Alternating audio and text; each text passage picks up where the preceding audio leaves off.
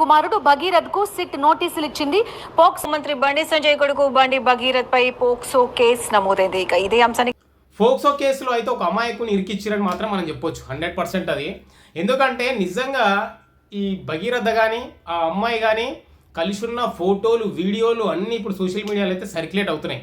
అవి చూసినా ఎవరు పోయినా కూడా వీళ్ళిద్దరు ఆల్రెడీ ఎప్పటి నుంచో ఫ్రెండ్స్గా ఉన్నారు అనేది మాత్రం ఒక క్లారిటీ అయితే వస్తుంది. తెలియని వాళ్ళు ఉంటే చూడండి నిజంగా. అయితే ఏంటంటే ఇక్కడ ఒకటే ఆమె ఏంటంటే 18 లోపు ఉంది, 17 ఇయర్స్ ఈ అమ్మాయికి అని చెప్పేసి మాట్లాడుతారు. సో మరి ఈ 17 ఇయర్స్ ఉన్న అమ్మాయి ఈ భగీరథతో, ఈ బండి సాయి భగీరథతో ఆ అమ్మాయి ఎక్కడెక్కడో తిరిగింది. అంటే లైక్ ఫామ్ హౌస్ కావచ్చు, లేకపోతే హోటల్స్ కావచ్చు. ఇంకొకటి ఈ అమ్మాయి తల్లిదండ్రులు ఎవరైతే ఉన్నారో కేసు పెట్టిన వాళ్ళు, సో వీళ్ళతో పాటుగా శ్రీశైలం కానీ, తిరుపతి, తిరుమల కానీ ఎక్కడెక్కడో గుళ్ళు కూడా తిరిగిర్రు. ఆ వీడియోస్ కూడా వచ్చినాయి, ఒక్కసారి చూడండి. నేను నిజంగా షాక్ అయిపోయినా. అంటే ఏంది, వీళ్ళకి తెలిసిన వాళ్ళే వీళ్ళంతా, ఎవరో దూరపు వాళ్ళు, లేకపోతే సడన్గా ఒక అమ్మాయిని ఒక అబ్బాయి ఫిజికల్గా అటాక్ చేసినాడు అని అంటే మాత్రం అది చాలా పెద్ద నేరం అవుతుంది. అలాంటి క్షమించొద్దు. ఇది మాత్రం నిజం. అయితే ఇక్కడ చూడండి, ఈ అమ్మాయి తల్లిదండ్రులు ఈ అబ్బాయిని ప్రేమగా పిలుస్తున్నారు.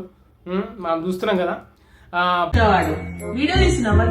భయ్య అని అంత క్లోజ్నెస్ ఉంది వాళ్ళకి. దాదాపు 500 కోట్లు ఆస్తుందంట అమ్మాయి తరపున కూడా. అయితే హనీ ట్రాప్ అని అనుకున్నాం, కానీ అది హనీ ట్రాప్ లాగా కనబడతలేదు అని చెప్పి చాలా మంది అంటున్నారు. వాళ్ళకి ఇన్ని ఆస్తులు ఉన్నప్పుడు నిజంగా 5 కోట్ల కోసం అడుగుతారా అని చెప్పేసి నాకు కూడా డౌట్ వచ్చింది. కానీ ఇక్కడ ఏమైందంటే మరి పొలిటికల్గా వాళ్ళ నాన్నని పేరు చెడగొట్టడానికి చేసిన ప్లాన్ లాగా అనిపిస్తుంది. అందులో ఇతను ఒక పావుగా మారిపోయిండు ఈ భగీరథ. సో వాళ్ళ నాన్న పేరు ఎలాగైనా సరే చెడగొట్టాలి, బీజేపీకి ఒక మచ్చ తేవాలి. ఎందుకంటే ప్రజెంట్ వచ్చేసి ఈయనకు అధ్యక్ష పదవి ఇచ్చే ఛాన్స్ ఉంది నెక్స్ట్ బీజేపీ నుంచి. ఆయన వస్తే సీట్లింగ్ ఎక్కువ గెలిచే ఛాన్స్ ఉంది కాబట్టి దాన్ని ఎలాగైనా సరే అడ్డుకోవాలనే ఉద్దేశంతో మాత్రం చేసినట్టు అనిపిస్తుంది. సో మీకు ఎట్లా అనిపిస్తుంది అనేది కామెంట్ చేయండి. ఈ విషయం అంతా చూస్తే ఈ అమ్మాయి కానీ ఇప్పుడు ఏంటంటే ఆ వయసులో ఎట్లుంటారు, ఈ భగీరథ చదువుకునే ఏజ్లో ఈ అబ్బాయిలు అమ్మాయిలు కలిసి తిరుగుతూ ఉంటారు. తల్లిదండ్రులు పిల్లల మీద ఫోకస్ చేయలేరు. తల్లిదండ్రులు వాళ్ళ పనుల వాళ్ళు నిమగ్నమై ఉంటారు. పిల్లలు చేసే పనులు ప్రతి ఒక్కటి ఏం తెలుస్తాయి. ఎవరైనా సరే, అమ్మాయి కానీ అబ్బాయి కానీ వాళ్ళు విధవలైనా సరే కూడా తెలుసుకోలేము. తప్పు బయట పడ్డప్పుడు తెలుస్తుంది, అరే ఇట్లా చేసినావు అని. సో ఇప్పుడు ఆ అబ్బాయి తప్పు చేసిండని చెప్పేసి తండ్రిని రాజీనామా చేయమంటారు, తండ్రిని తిడుతున్నారు. బీజేపీ వాళ్ళందరినీ తిడుతున్నారు చెప్పాలంటే. ఎవరైతే ఇప్పుడు మనం ధర్మం కోసం మనం పోరాడుతూ ఉంటాం, సో వాళ్ళందరూ అంటే ఇంకా ఈ ఒక్క తప్పును పట్టుకొని ఇంక అందరినీ తిడుతున్నారు. సో మీరు అందరు ఇంకా ఇలాంటి వాళ్ళేనా అని చెప్పేసి. సో ఇక్కడ ఎవడైతే తప్పు చేసినో వాడిని టార్గెట్ చేయాలి. ఇప్పుడు భగీరథ తప్పు చేసింది కాబట్టి భగీరథని అనాలి మనం, అంతేగాని ఫ్యామిలీ మొత్తాన్ని అంటారు, పార్టీ మొత్తాన్ని అంటున్నారు. ఇది నిజంగా దారుణమని చెప్పొచ్చు ఇది. సో ప్రజెంట్ వచ్చేసిందంటే ఈ అమ్మాయి 17 ఇయర్స్ ఉన్నాయని చెప్పేసి ఇంకా డాక్యుమెంట్స్ కూడా బయటకైతే రాలే. మరి ఆమె 10th క్లాస్ మేము ఏదో ఒకటి బయట పెట్టాలిగా, ఈమె ఏజ్ ఇదే అని. ఆ అమ్మాయి ఫొటోస్లో దాంట్లో వీడియోస్లో కనబడుతూ ఉంది క్లోజ్గా, మందు తాగుతూ తింటూ. అసలు ఎప్పుడైతే ఈమెని ఫిజికల్గా వాడిన రోజు ఉందో అదే రోజు అంట వీళ్ళు నోటితో తినిపించుకుంటున్నారు. సో నిజంగా షాకింగ్ అనిపిస్తుంది ఇవన్నీ చూస్తే ఏంటంటే ఒక పగడ్బందీగా వీళ్ళని ఇరికియడానికి, వీళ్ళ నాన్న పేరు చెడగొట్టడానికి ఈ అబ్బాయిని అయితే పావుగా వాడిండు. సో మరి ఈ అబ్బాయి ఇంకా ఆమెతో అమ్మాయి ఫిజికల్గా వాడుకున్నాడు. ఇదైతే క్లారిటీ అయితే వచ్చేస్తుంది, అక్కడ తెలుస్తుంది. హనీ ట్రాప్ అన్నాడు, వాడుకున్నారు, నేను 50,000 కొట్టినా అని చెప్పేసి తను కూడా చెప్పిండు. కానీ చూడండి ఎట్లా యూటర్న్ అయిందో. సో ఈ విధంగా అమ్మాయిలు అయితే అబ్బాయిలు వాడుకుంటూ ఉంటారు. సో జాగ్రత్తగా ఉండండి. సో ఎవరైతే అంటే మనం సమాజంలో సొసైటీ గురించి మాట్లాడితే వీళ్ళంటే డబ్బు ఉన్నోళ్ళు కాబట్టి సరే ఆ కేసు వీళ్ళు కోర్టుకి వెళ్ళడం, బెయిల్, ఇవన్నీ కథలు నడుస్తాయి.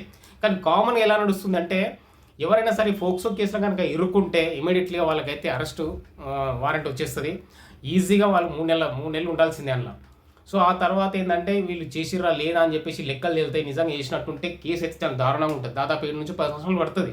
సో మీ పిల్లలు జాగ్రత్త. ఫస్ట్ మీ పిల్లలు ఎవరితో తిరుగుతున్నారు, అసలు ఎక్కడెక్కడ తిరుగుతున్నారు అనేది మాత్రం ఒక కంట కనిపెట్టండి. చదువుకునే పిల్లలు నిజంగా చాలా స్పీడ్గా ఉన్నారు ఇప్పుడు. ప్రజెంట్ ఈ సినిమాలు చూస్తున్నారు, తిరుగుతున్నారు, షికార్లు, ఎంజాయ్మెంట్ అనుకుంటా. లేని అలవాట్లు కూడా లేవు ఈ అమ్మాయిలకి అబ్బాయిలకి. నిజంగా చెప్తున్నా నేను, అమ్మాయిలు కూడా దారుణంగా తాగుతున్నారు. సో ఒకసారి వాళ్ళని కనిపెట్టండి, మీ పిల్లల్ని. అబ్బాయిలు అంటూ స్నేహితులు అంటూ తిరుగుతారు. ఓ తప్పు జరిగిపోయిన తర్వాత మీరు కేసుల చుట్టూ తిరిగి ఫస్ట్ మనం తప్పు చేయకుండా జాగ్రత్త పడాలి. మన తప్పు లేకుండా జాగ్రత్త పడితే ఆ తప్పు చేసేటోడు కూడా రాడు. ఇప్పుడు ఒక చూపుతో మనం చూస్తున్నాడు అనుకుందాం, చెప్పు చూపిస్తే వాడు మళ్ళీ వస్తాడా? రాడు కదా, వాడికి చనువిస్తే ఏమవుతుంది, వాడిని అవకాశంగా తీసుకుంటాడు, అవకాశంగా తీసుకొని మళ్ళీ వాడుకోవడానికి ట్రై చేస్తాడు. సో ఇట్లా మీ పిల్లలు మంచి దారిలో పెట్టండి, వాళ్ళకి మంచి బుద్ధులు నేర్పండి. ఇలాంటి వంకర బుద్ధి ఉన్న అబ్బాయిలు కావచ్చు, అమ్మాయిలు కావచ్చు ట్రై చేస్తూ ఉంటారు. ముఖ్యంగా ఏంటంటే ఇక్కడ అసలు 18 years లోపు అయితే అమ్మాయిలందరినీ మనం ఒక చిన్నపిల్లలాగా మనం చూస్తాం ఈ పోక్సో చట్టం ప్రకారం చెప్పాలంటే. అండ్ ఇలాంటి వాళ్ళని ఎవరైనా సరే సెక్సువల్గా వాడుకున్నారు అని అంటే మాత్రం డెఫినెట్గా వాళ్ళ మీద అయితే పోక్సో బుక్ అవుతుంది, ఇంకా లోపలికి వెళ్ళాల్సిందే. అట్లా ఎలాంటి డౌట్ కూడా లేదు, వాడు చిన్నోడా పెద్దోడా అని కాదు. కాకపోతే ఏంటంటే ఇక్కడ జరిగింది చూస్తే మాత్రం ఈ అమ్మాయి అబ్బాయి ఎప్పటి నుంచో ఫ్రెండ్స్ ఉన్నారు, వాళ్ళ ఫ్యామిలీస్ ఈ అబ్బాయి వాళ్ళ ఫ్యామిలీస్తో కలిసి టెంపుల్స్కి వెళ్ళడం కానీ అవన్నీ వచ్చిన తర్వాత అనిపిస్తుంది ఇది కావాలని చేసినట్టు. అంటే ఏంటంటే ఈ అబ్బాయిని కావాలని ఇరికిచ్చిర్రా ఏందా అనే ఆ కోణంలో కూడా చాలామంది ఆలోచిస్తున్నారు, అనుకుంటున్నారు. అది కూడా నిజమే ఉంటుంది. సో మీరేమనుకుంటూ కూడా కామెంట్ చేయండి. కానీ మీ పిల్లలు, మీ చదువుకునే ఏజ్ గ్రూప్ ఉన్న వాళ్ళు చాలా తొందర పడతా ఉంటారు. సో వాళ్ళు జాగ్రత్త, వాళ్ళైతే కాపాడుకోండి.